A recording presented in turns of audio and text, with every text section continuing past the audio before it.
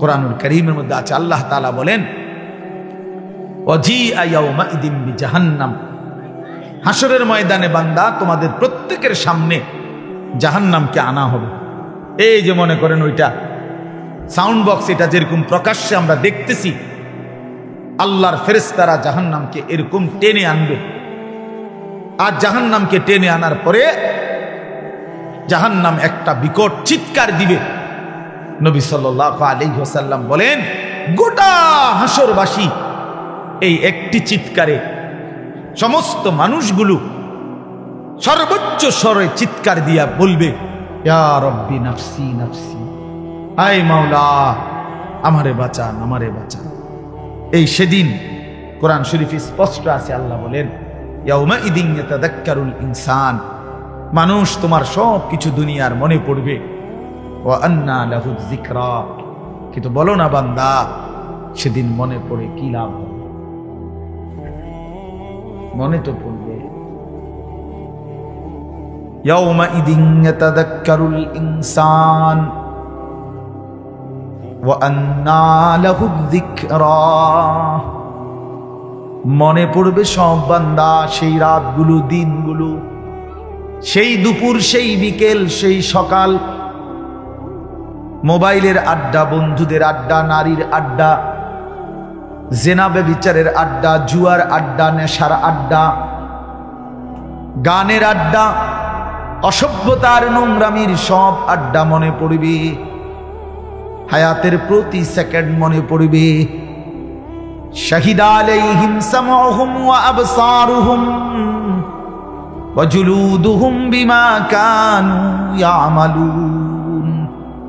আল্লাহ বলেন বান্দা তোমার কান, চোখ, সারা দেহের অঙ্গের গোশতের চামড়াগুলো তুমি সারা জিন্দেগীর সব আমলের সাক্ষী দেবে। ওয়া জুলুদুহুম, চামড়াগুলো পর্যন্ত, চামড়াগুলো পর্যন্ত। এই জন্য প্রিয় ভাই আমার, বন্ধু আমার, বাপ আমার, আপনাদের কাছে আমার বিনীত অনুরোধ, হায়াতের কদর করো। ছেলেরা আমার, জিন্দেগীর কদর করো ভাই আমার। এ কোনো সুস্থ স্বাভাবিক জীবন না যে কপালে সেজদা নাই, ফজর, জোহর, আসর, মাগরিব, এশা, এক ওয়াক্ত নামাজ দিনের পর দিন, সপ্তাহ পর সপ্তাহ যে পড়ে না, ওই কোনো মানুষ নেই। ওইটা আস্থা জানো না, ওইটা পুরাটা জানো।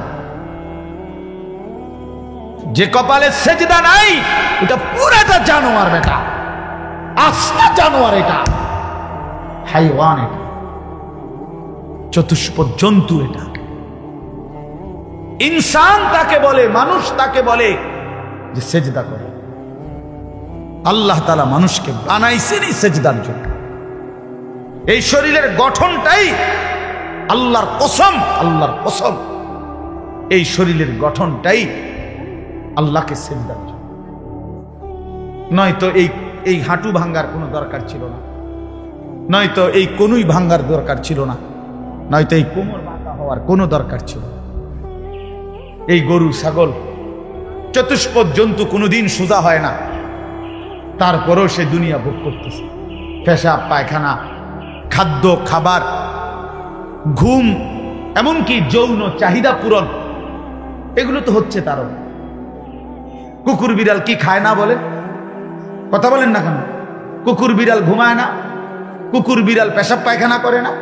কুকুর বিড়ালের যৌন চাহিদা পূরণ হয় না? নাহলে এগুলোর বাচ্চা কাচ্চা হয় কেমন? এগুলোর ছাও হয় কেমন বলে?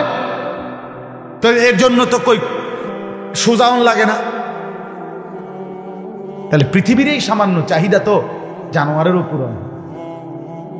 তো আমারে যে আল্লাহ তাআলা দাঁড়াইবার শক্তি দিল, এরকম শক্তি দিল, কোনুই ভাঙ্গা, হাঁটু ভাঙ্গে, আমি যে দাঁড়াইতে পারি, বসতে পারি, উপর হইতে পারি, শুইতে পারি, এই চারটা যোগ্যতা শুধু ভাত খাওয়ানোর জন্য? শুধু এই চারটা যোগ্যতা পেশাব পায়খানার জন্য? ভাই আমার, বন্ধু আমার, আরেকবার মনে করি, ছেলেরা নিজেরে চালাক মনে করো না বাপ, মনে করো তোমার চুলের পেখম দেখা, তোমার চেহারা সুরতের অহংকারী বাপ আর অদ্যত্বপূর্ণ চেহারা দেখা হয়তো কেউ বলে না, মনে করলে আর কি তোমারে পাশ কাটাইয়া গেল সবাই, তোমারে ভয় পাইল। এটা জীবনের কোনো সফলতা না, এটা জিন্দেগির কোনো সফলতা না ভাই আমার। আহা, যে খোদার 365 দিনের একটা বছরে একটা বছর কোনদিন মুসলমানের বাচ্চা, বাপ মুসলমান, মা মুসলমান, বংশধর মুসলমান, রক্তে মুসলমান, পরিচয়ে মুসলমান, অথচ 365 দিনের একটা বছরে কোনদিন ফজরের নামাজ পড়ে নাই, পড়ে না। মুসলমানের বাচ্চা এত বড় হাইওয়ান কেমনে হয়?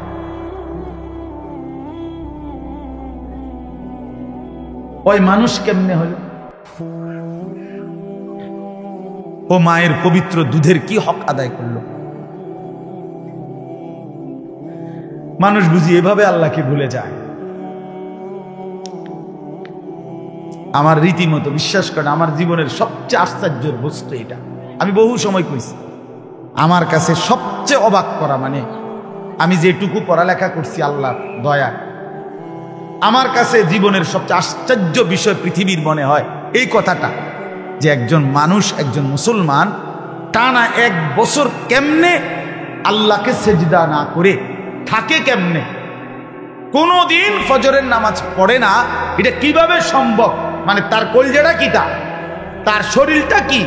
আমার বেটা পরীক্ষা করতে মন চায় যে এটা একটা যদি ডাইরেক্ট মিশরি ঢুকাইয়া বাইর করতে পারতাম, যে এটার ভিতরে কোনো মানুষ বসবাস করে না জানোয়ার বসবাস করে, এটা পরীক্ষা করা দরকার ছিল। রাসূলুল্লাহ সাল্লাল্লাহু আলাইহি ওয়াসাল্লাম বলছেন, ইন্নাল্লাযী লাইসা ফি জাওফিহি শাইউম মিনাল কুরআন কাল বাইতিল খারিব, যে কলিজার মধ্যে আল্লাহর কোরআন নাই, খোদার কসম নবীজি বলছেন, কাল বাইতিল খারিব, ওইটা সারা বাড়ি, আলগা বাড়ি, যে বাড়ি ভাঙ্গা দিয়া কিছুটা বা পুরান হইয়া যাওয়াতে মানুষ এখন নতুন ঘরে উঠে গেছে, মনে করেন ওই ঘরে আর এখন থাকে না, পুরান বাড়ি, আলগা বাড়ি, সারা ঘর। আল্লাহ নবী সাল্লাল্লাহু আলাইহি সাল্লাম বলেন, ওই ঘরে যেরকম মানুষ থাকে না, গরু ছাগল কুকুর বিড়াল সাপ বিচ্ছু থাকে, যে কলিজার মধ্যে আল্লাহর কোরআন নাই, খোদার কসম নবী বলছে ওই দিলটাও এরকম সারা বাড়ি, কাল বাইতিল খারিব, বিরান ঘর, সারা বাড়ি, যে ঘরের মধ্যে, যেই কলিজার মধ্যে মানুষ থাকে না, জন্তু জানোয়ার থাকে, কুকুর বিড়াল থাকে, সাপ বিচ্ছু থাকে, মানুষ থাকে, মানুষ থাকে।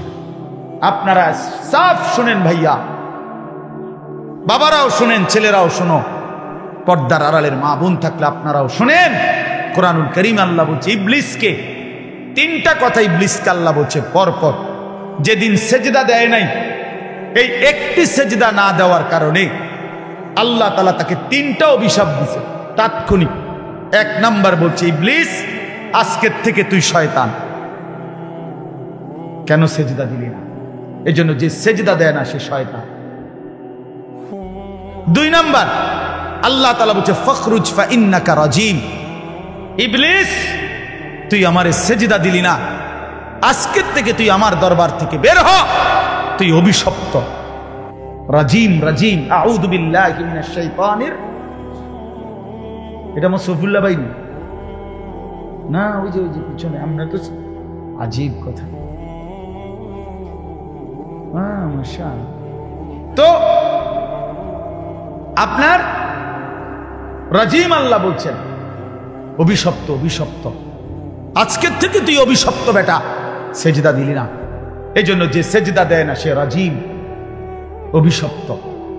3 নাম্বার আল্লাহর কোরআন, আপনি এনে রাগ হইবার কিছু নাই, রাগ হইবার কিছু নেই, হ্যাঁ গোসা করার কিছুই না। কোরআন শরীফের তরজমা, আল্লাহ বলছে ইবলিস তুমি আমাকে সেজদা দিলা না, মনে রেখো ওয়া ইন্না আলাইকা লানাতা ইলা ইয়াউমিদ্দিন, আজকের থেকে নিয়ে কিয়ামত দিবস পর্যন্ত তোর উপরে আমি আল্লাহর লানত। সরাসরি কোরআন শরীফের আয়াত। এজন্য যে সেজদা দেয় না তার উপরে আল্লাহর লানত। যে সেজদা দেয় না সে শয়তান, যে সেজদা দেয় না সে রাজিম, অভিশপ্ত। অভিশপ্ত। ইনসাফের সাথে হিসাব করে দেখেন, রাত 11টা বাজেও যদি কোনো যুবক ঘুমায়, কোনো মুসলমান যদি ঘুমায়, 5টা 40-এ ফজরের জামাত, 11টা 12টা 1টা 2টা 3টা 4টা 5টা, প্রায় 7 ঘন্টা, 7 ঘন্টা 40 মিনিটের মাথায় ফজরের জামাত। আমার ভাই, একটা বার যদি আমরা ইনসাফ দিয়ে ভাবি, যে কোনো চিকিৎসা বিজ্ঞানের দৃষ্টিতে, যেই কোনো ডাক্তারদের দৃষ্টিতে একজন সুস্থ সামর্থ্যবান মানুষ সর্বোচ্চ 6 ঘন্টা ঘুমাইলে এনাফ। এরপরে আর 1 মিনিটেরও দরকার নাই। আমরা তো আলহামদুলিল্লাহ 6 ঘন্টা নিয়ম মাফিক ঘুমাইছি, এমন জিন্দেগি কম, এমন খুবই কম। তো এই 6 ঘন্টা পর 7 ঘন্টা পরে মাত্র 4 রাকাত নামাজের টাইম।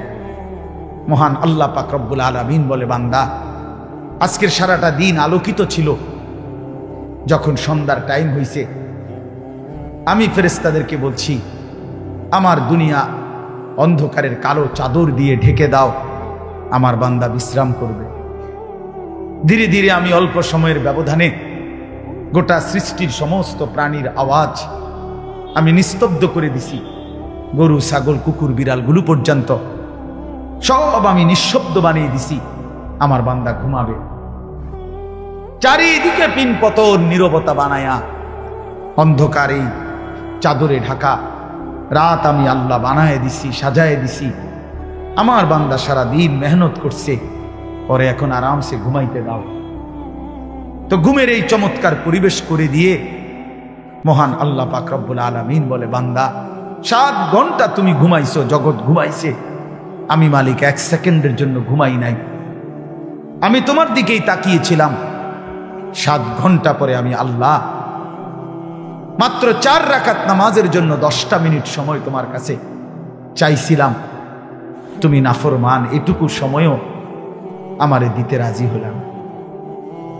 তোমার মতো গাদ্দার, তোমার মতো বেঈমান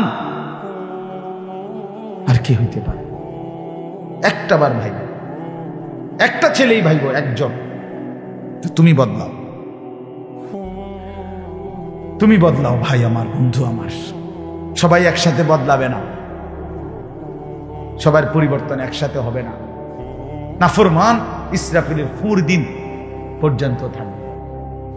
রাসূলুল্লাহ সাল্লাল্লাহু আলাইহি সাল্লাম বলেন, জমিনের সমস্ত নিকৃষ্ট মানুষের উপরেই ইসরাফিল ফু দিবে। অর্থাৎ ইসরাফিল যে সময় ফু দিবে, কিয়ামত হবে, জমিনে তখন একজনও, একের 1 পিস, একজনও কোনো আল্লাহ ডাকনেওয়ালা থাকবে না। শিরারুল খালক, শিরারুন নাস, সর্বনিকৃষ্ট মানুষদের উপরেই কিয়ামত সংঘটিত। এজন্য নাফরমান তো থাকবেই ভাই আমার। তুমি বদলাও, একজন বদলাও, 2 জন বদলাও। আমরা এই আশায় চিৎকার করি, এই আশায় দিবা নিশি চিল্লাই আমি, যে এই পরিমাণ ছেলে। আপনি খবর নিয়ে দেখেন, চেহারার দিকে তাকায় দেখেন, এক একটা ছেলের বুকের কাছে জড়ায়া ধরে বলেন, ভাই আমার তুমি মুসলমান, আজ কতদিন হয় 5 ওয়াক্ত নামাজ পড়ো না, আল্লাহর এইভাবে ভুলে গেল কেন? এক একটা ছেলেকে জড়ায় ধরে, তাহলে আর কোনো দিন পড়বা না? তোমার উপরে আল্লাহ ফজরের নামাজ ফরজ করে নাই? বলে 30 বছর ধরে যে মুসলমান প্রতিনিয়ত মিথ্যা বলে, সুদ খায়, কিস্তি নেয়, হারাম রোজগার করে, ওজনে কম দেয়, কাস্টমারকে ঠকায়, অন্যায়ভাবে জুলুম করে, আপনি তারে জিজ্ঞেস করে দেখেন, বাবা আপনি 30 বছর টানা এভাবে নাফরমানি করছেন, আর ছাড়বেন না কোনোদিন এই নাফরমানি? আর কোনোদিন ছাড়বেন না? আপনার স্ত্রী তাইলে আর কোনোদিন পর্দা করবে না? আপনার মেয়েটা তাইলে পর্দা আর করবে না? আপনার ঘরে প্রতিনিয়ত স্বাভাবিক গতিতেই নাচ, গান, রঙিন টেলিভিশন, নাটক, সিনেমা এভাবেই চলবে না? এই তো মুসলমানের ঘর, এরই তো নাম মুসলমান। এর কোনো পরিবর্তন নাই, এর কি কোনো শেষ নাই? বন্ধু আমার, বাপ আমার, শেষ কথা হলো এই ব্যাপারে আপনি না থামলেও মহান আল্লাহ আপনাকে থামায় দিন, অচিরেই থামায় দিবে। এই ব্যস্ততম দুনিয়া থাইকেই যাবে, একদিন আমি আপনি স্তব্ধ হয়ে যাব। পরশুদিন আমি আমার মামির জানাজা পড়ছি, আপন মামি। তার কয়দিন আগে আমি আমার বড় জ্যাঠার জানাজা পড়ছি। আল্লাহ নবী সাল্লাল্লাহু আলাইহি ওয়াসাল্লামের হাদিসে আছে, নবীজি কবরের দিকে তাকায় একদিন সাহাবীদেরকে সাথে নিয়ে এক সাহাবীর জানাজা পড়তে গেছেন। তো খালি কবরটা তখনও দাফন করে নাই। নবীজি কবরের দিকে তাকায়া অনেকক্ষণ কাঁদছেন আর চোখের পানি মুছে। সাহাবীরা বলেন আমরাও কাঁদতেছিলাম। আল্লাহ নবী সাল্লাল্লাহু আলাইহি ওয়াসাল্লাম বললেন, ইয়া ইখওয়ানি লিমিসলি হাদা ফাআইদ্দু, আমার বন্ধুরা, আমার সাথীরা, এই কবরের জন্য তোমরাও প্রস্তুতি নাও। অতএব আমি যে আয়াত পড়ছি, যে সূরা পড়ছি, এর মূল বক্তব্য হলো কিয়ামত। আল্লাহ তাআলা একটা মূল কথা বুঝাইতে চাইছে, বান্দা, রং তামাশার এই দুনিয়া তোমার কাছে যত লোভনীয়ই মনে হোক, যত সুন্দরী মনে হোক, যত আকর্ষণীয় মনে হোক, একদিন আমি পুরা সৃষ্টিটা রাখব না। আজ যেমন সিঙ্গেল মৃত্যু হয়, আজকে আমার, কালকে তোমার মৃত্যু হচ্ছে, এইটা যেমন মৌত, আল্লাহর কসম একদিন এই গোটা সৃষ্টির মৌত হবে, আর সেটার নামই কিয়ামত। আচ্ছা ভাইবা দেখেন কি হবে সেদিন, সেই পরিস্থিতিটা কেমন হবে। আপনারা শুধু এখানের অবস্থার একটা মিনিট কল্পনা করেন তো, যে আমরা এখানে সবাই এখন নীরবে নিস্তব্ধভাবে বসে আছি, খুব মনোযোগ সবার, মাশাআল্লাহ।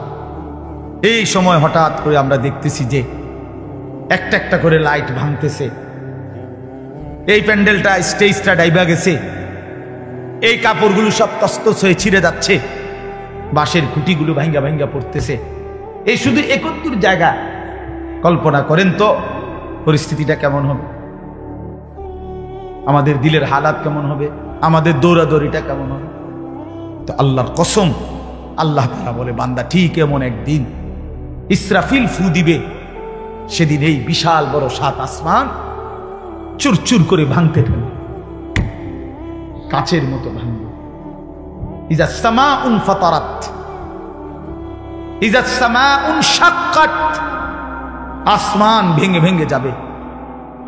ওয়া ইদাল কাওয়াকিবুন তাসারাত, কোটি কোটি কোটি কোটি তারকারাজি, গ্রহ নক্ষত্র, সৌরজগতের সমস্ত সিস্টেম তসতস হয়ে ছিঁড়ে ভেঙে ভেঙে পড়বে, ভেঙে ভেঙে পড়বে।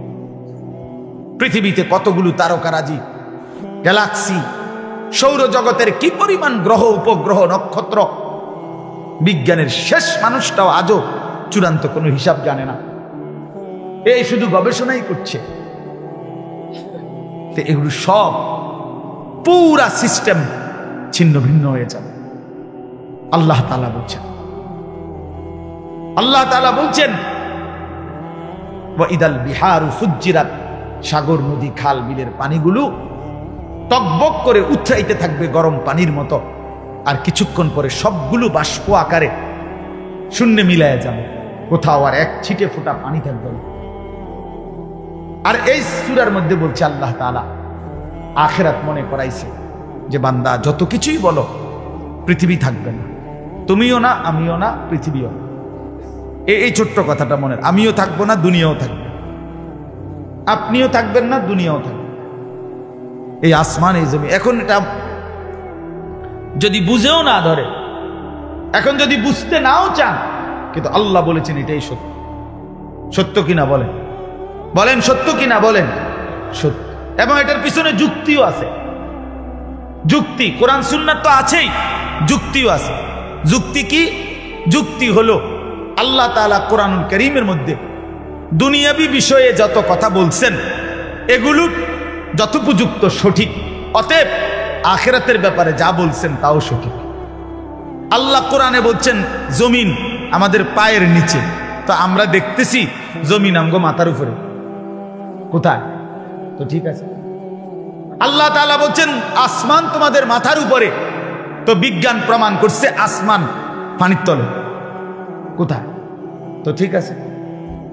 আল্লাহ তাআলা বলছেন সূর্য চন্দ্র কখনোই আকপিস হয় না, একটা আরেকটাকে অতিক্রম করে না, অর্থাৎ কখনোই এমন হয় না যে টানা 72 ঘন্টা রাত। এমন এই যে এখানে তো অনেক বয়স্ক চাচারা আছেন চেয়ারে বসা যারা, আপনারা একজন মুরব্বী বলেন যে আপনার দাদার আমলে একবার শুনছেন যে এই যে রাত শুরু হয়েছে 72 ঘন্টা পর্যন্ত আর দিন হয় না, এমন কাহিনী কোন রূপকথার গল্পের মধ্যেও তো নাই। আছে? আপনারা শুনছেন কেউ কোনোদিন?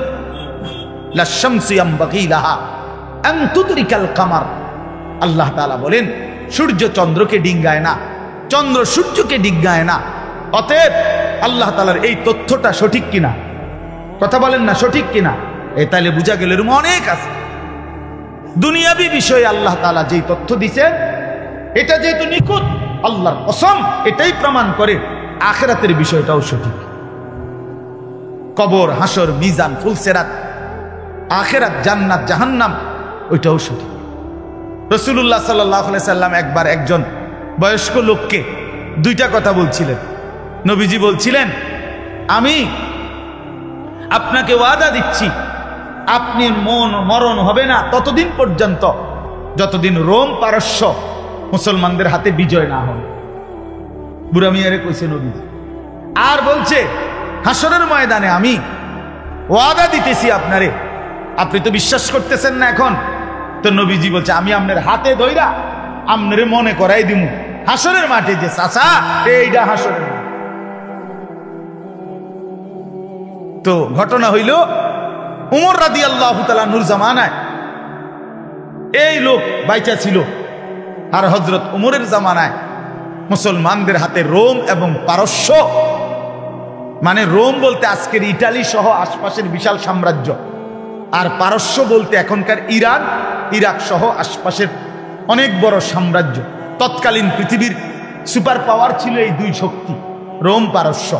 আজকের যেমন আমেরিকা, রাশিয়া, চীন, এগুলো যেমন পৃথিবীতে একটা সুপার পাওয়ার দাবি করে, যদিও তেমন উল্লেখযোগ্য কোনো বেল নাই। কথা বুঝছেন না? দাবি করে আর এই হুদা ফটফট ফটফট করে, আসলে হুদা, আসলে তেমন কিচ্ছু নাই, কিচ্ছু নেই। এই যে রাশিয়া ফেল মারছে, সিরিয়ার এই আপনার স্বৈরাচার, হ্যাঁ বাশার আল আসাদ এখন যে ভাগছে, 24 বছরের এই জালেম ভাগছে, তার এমনি আলগি দিয়ে রাখছিল রাশিয়া, লাভ হইছে। তো যাই হোক, এদের তেমন উল্লেখযোগ্য কারণ এই ইন্ডিয়াও ফটফট করে, আসলে হুদ্দা। 110 কোটি জনগণ, 130 কোটি হিন্দু, বাংলাদেশে একদম উড়াই দিবে, কিচ্ছু করতে পারবে না। জমিন ইন্ডিয়ার বাফের না, ইন্ডিয়ার বাফের না, এই বাংলাদেশের জমিন এটা ইমানদারের জমিন, মুসলমানের জমিন বেটা। প্রয়োজনে বাংলাদেশের কোটি জনগণের শাহাদাতের রক্ত জমিন ভিজবে, কিন্তু 1 ইঞ্চি জমিন ইমানদার কোন বেঈমানের হাতে দেবে না। খামখেয়ালি না কি মনে করে? পেঁয়াজের ভয় দেখায়, হ্যাঁ বেটা পেঁয়াজের বাপ, পেঁয়াজ দিত না, আলু দিত না, পেঁয়াজ তার আব্বা। পেঁয়াজ কি মোদির আব্বা? কথা বলেন না কেন?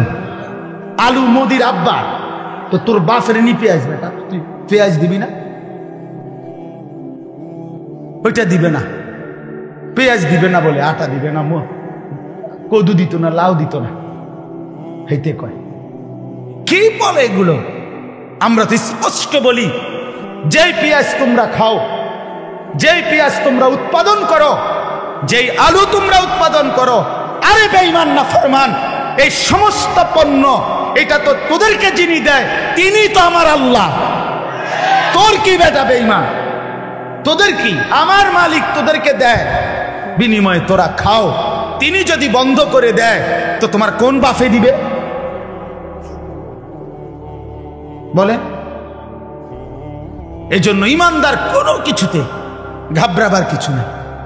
110 কোটি কোনো সংখ্যা না, 130 কোটিও কোনো সংখ্যা না, কোনো কিছুই না।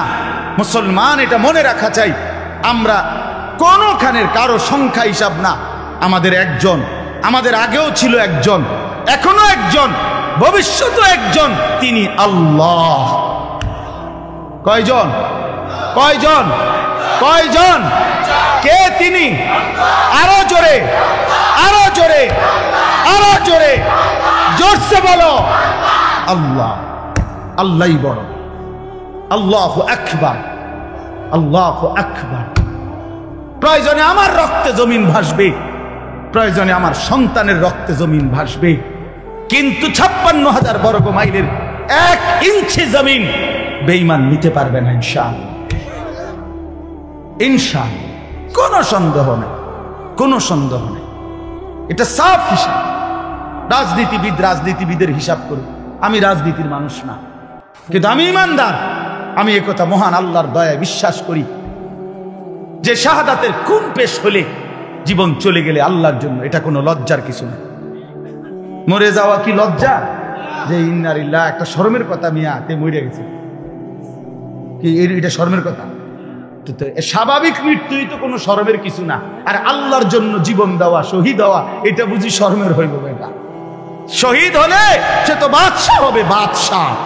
সে তো আখিরাতের বাদশাহ, সে তো কবরে বাদশাহ।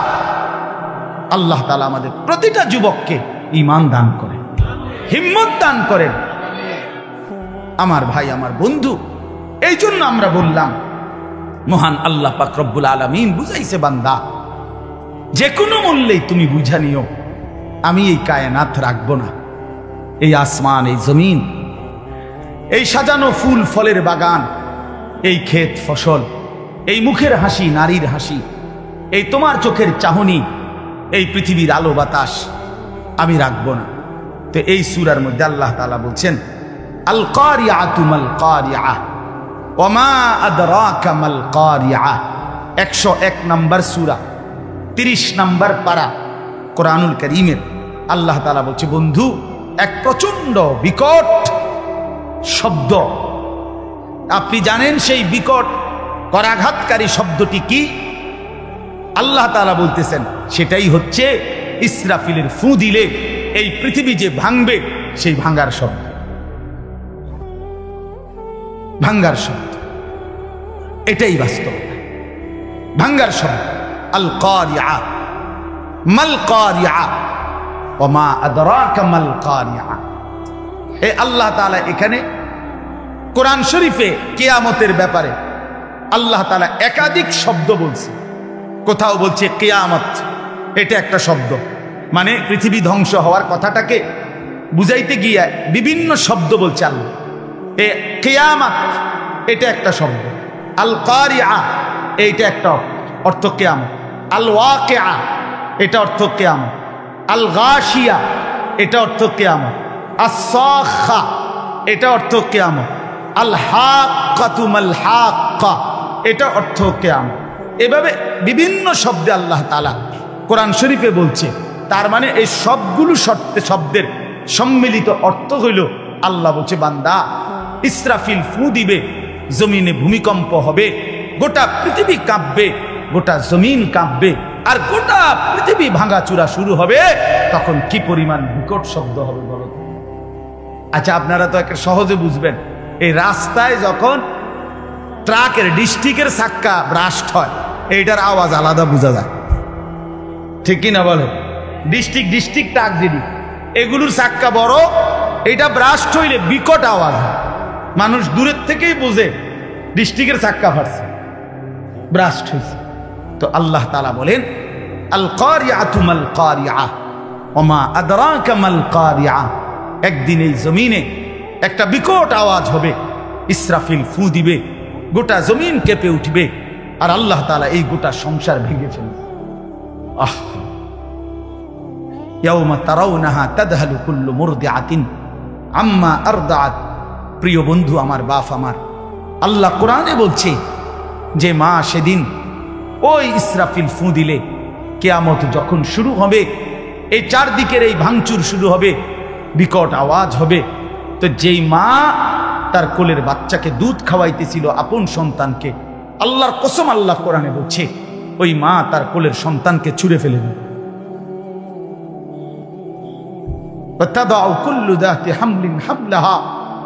আল্লাহ বলে যে মা তার পেটে 9 মাসের বাচ্চা ধারণ করে আছে, গর্ভবতী নারী, আল্লাহর কসম আল্লাহ তাআলা বলছে এই কিয়ামতের ইসরাফিলের ফু দিলে জমিনের এই ভাঙাচুরা দেখলে আর এই ভূকম্পন আর এই বিকট শব্দে ওই গর্ভবতী নারী এভাবে পাগলের মতো ছুটবে যে পেটের বাচ্চা নিজে নিজেই বের হয়ে যাবে।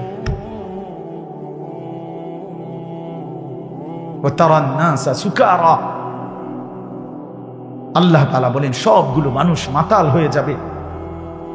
ওমা হুম বিসুকারা, কিন্তু আসলে কেউ মাতাল না, বরং আল্লাহর আযাবের ভয়ে ভীত। আল্লাহ তাআলা বলছেন ফাইদা বারিকাল বাসার, মানুষগুলোর চোখ ধাঁধা লাগিয়া যাবে। ধাঁধা বলতে মানুষ আরে আরে কি আরে আরে কি শুরু হইলো, আমরা এরকম বলি না, আরে আরে আরে আরে শব্দ ভেঙে যেতেছে, হায় হায় দেবে যেতেছে সব মানুষ এরকম, এটারে কই চোখে ধাঁধা লাগিয়া গেছে, মানে ভেবা চেকা খাইয়া গেছে। ফাইদা বারিকাল বাসার ওয়া খাসাফাল কামার ওয়া জুমিআ আশ-শামসু ওয়াল কামার, সূর্য চন্দ্র এক হয়ে যাবে, সমস্ত তারকারাজি চাঁদ আলোহীন হয়ে যাবে। আল্লাহ বলেন মানুষ এই পরিমাণ ছুটবে আর বলবে ইয়াকুলুল ইনসানু ইয়াউমাইদিন আইনাল মাফার, লোকেরা বলবে হায় আজ পালাবো কোথায়, আজ দাঁড়াবো কোথায়, আজ আশ্রয় মিলবে কোথায়। কাল্লা লা ওয়াজার, আল্লাহ বলে না, আজ আর কোথাও ঠিকানা নাই। ইলা রব্বিকা ইয়াউমাইদিনিল মুস্তাকার, আজ শুধুই তোমার রব মহান আল্লাহ পাকের নিকট হাসরের ময়দানে আশ্রয়। কোথায়? হাসরের মাঠ। আজ শুধুই হাসরের মাঠ, সামনে শুধুই হাসরের মাঠ, আর কিছু না, আর কিছু না। আর আর মিস্ত্রিটা কে লাভ নেই, যেটা ভাঙছে এটা আর সংস্কার হবে না। আর রাজমিস্ত্রিটা কে লাভ নেই, আর কাঠ মিস্ত্রি আইনা লাভ নেই, শেষ। কায়নাত শেষ করে দিল। কুল্লু মান আলাইহা ফান ওয়া ইয়াবকা ওয়াজহু রাব্বিক, গোটা জমিনের মধ্যে শুধু মহান আল্লাহ পাক থাকবে, আর সব জমিনের নিচে চলে যাবে। হাদিসের মধ্যে আছে আল্লাহ তাআলা আজরাইলকে জিজ্ঞেস করবে মাম বাকিয়া, আজরাইল আর কেউ বাকি আছে? আজরাইল আলাইহিস সালাম বলবেন আল্লাহ আরশের নিচে আমরা 4 জন ফেরেশতা আছি, জিব্রাইল, মিকাইল, ইসরাফিল আর আমি মালাকুল মউত আজরাইল। আল্লাহ বলবেন তোমার সঙ্গী ওই 3 ফেরেশতার রুহু ও কবজ করো। জিব্রাইল, কিতাবের মধ্যে আছে জিব্রাইলের মতো ফেরেশতা আজরাইলকে বলবে আজরাইল আমার উপর একটু দয়া করো, আমার রুহু আস্তে কবজ করো, আমারে কষ্ট দিও, আমারে কষ্ট দিও, আমি না তোমার বন্ধু।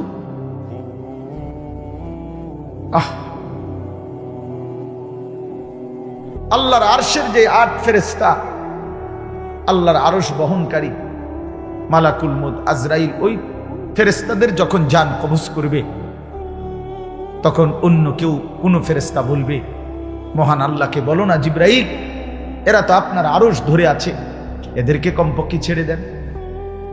তো আল্লাহ পাক রব্বুল আলামিন বলবে মালাকুল মউত আজরাইলকে, আজরাইল ছেড়ে যদি কাউকে আমি দিতাম তো সে তো আমি আমার বন্ধুকেই ছেড়ে দিতাম, আমার আখিরি বন্ধু, আমার সেই দোস্ত মদিনার ওই রওজায় যে শুয়ে আছে, তার চাইতে আপন আমার কে বলো? আমি তো তাকেও থাকতে দেই নাই জমিনে, ছেড়ে দিলে তো আমি তাকেই ছেড়ে দিতাম। আমার ফয়সালা আমি কাউকে ছাড়বো না, কাউকে না, কাউকে না।